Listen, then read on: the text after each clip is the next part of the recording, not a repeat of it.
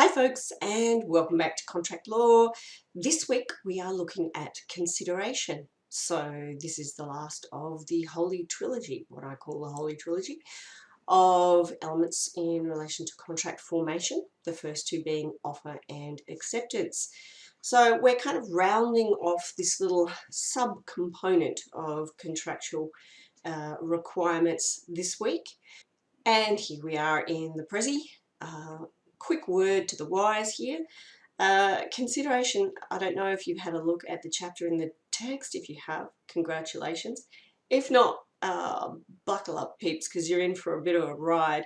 I remember when I was going through first year uni myself and I looked at the chapter of the text on consideration, my mind was kind of like, how do I grapple with all of this stuff?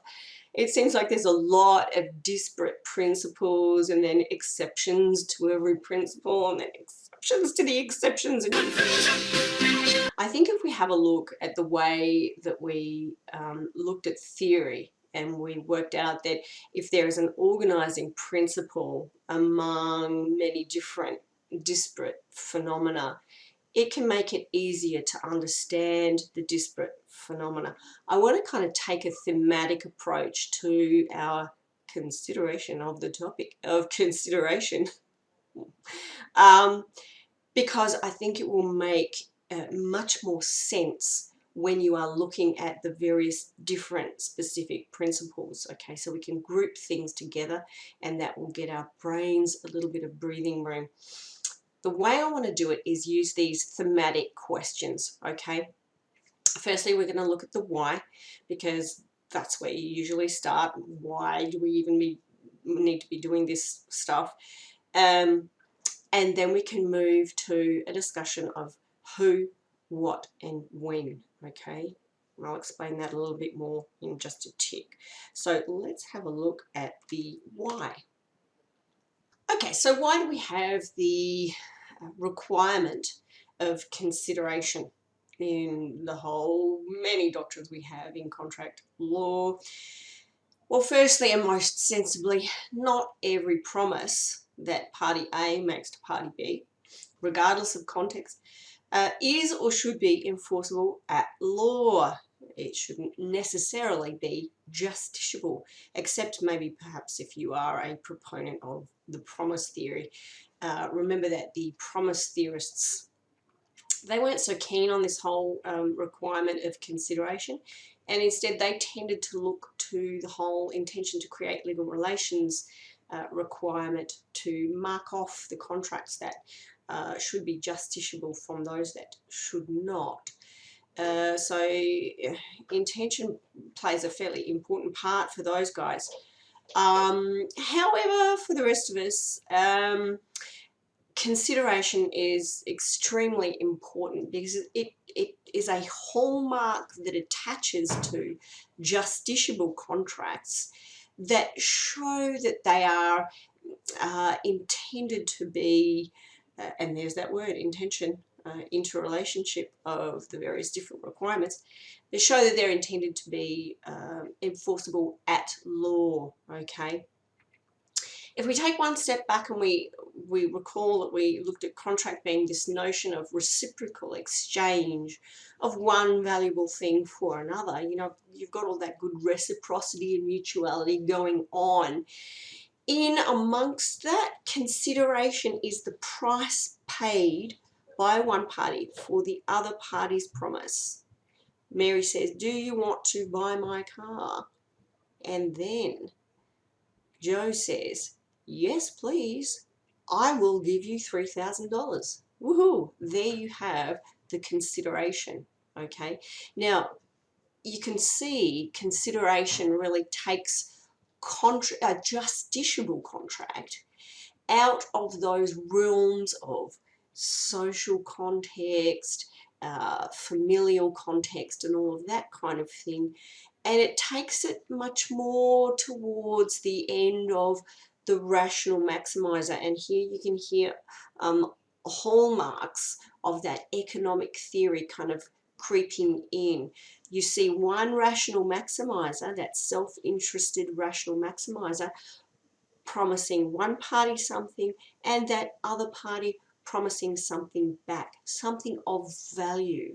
Okay, it has to cost each party something or provide the other party with a benefit over and above things like moral feelings like natural love and affection or friendship or any of that kind of good stuff, which is great and one of life's obvious benefits. But in terms of the law, we need something over and above that. Okay, when you don't have consideration and you have just one party making a promise to another party, really what you have, unless you're a promise theorist, is most likely to be considered a gift.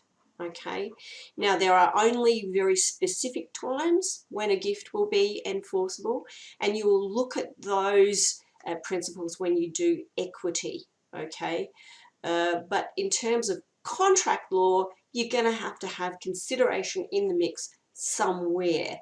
Okay, the only way around it, and this is our big rider or caveat to all of our discussions that we're going to have today, and that is if you need to get around the requirement of consideration when you are forming an agreement, the only way you can do that is take the whole agreement and lump it into a deed format. Okay, now we did touch on deeds briefly before, but to recap, contracts, justiciable contracts, are simple contracts. Okay, simple contracts will always rely on consideration to support them in order to be justiciable.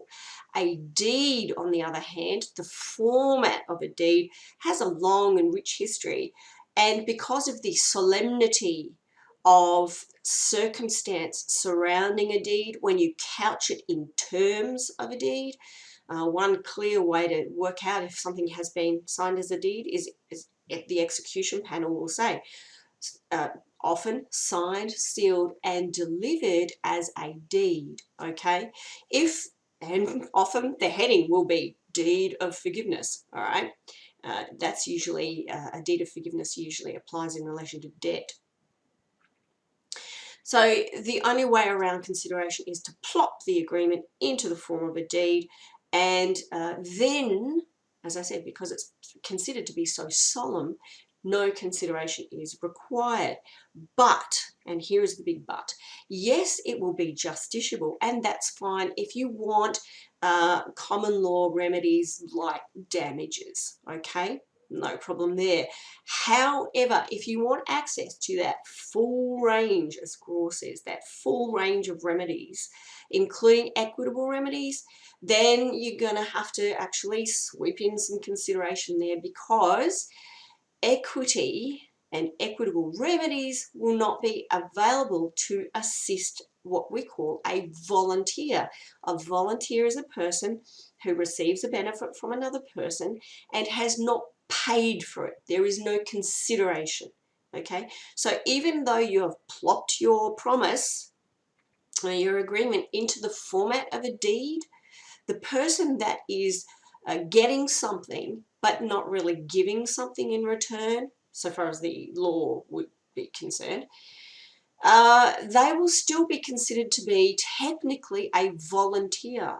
Okay, and because of that, and because of the equitable maxim that equity will not assist a volunteer, you won't be getting equitable remedies on breaches of the deed. Okay, so something just to bear in mind there. Yes, consideration is required for simple contracts. No consideration is not required for deeds, but there are just some pluses and minuses that you need to bear in mind there. So that's the why and wherefore of consideration. The next components of this week's discussion will be, as I said, centered around the who, the what, and the when.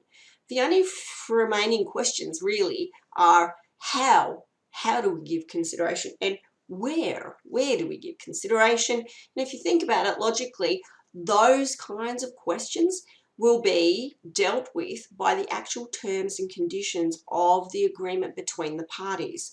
So it's not something that we can really discuss here in terms of principle, because it will be up to the parties to decide, you know, how and where consideration will be paid. Okay, so that's the whys. Let's end this video here. I think this is probably as good a time as any, and we'll come back for part 2, and we will look at who can give consideration and who can receive consideration. Okay, thanks guys. Bye.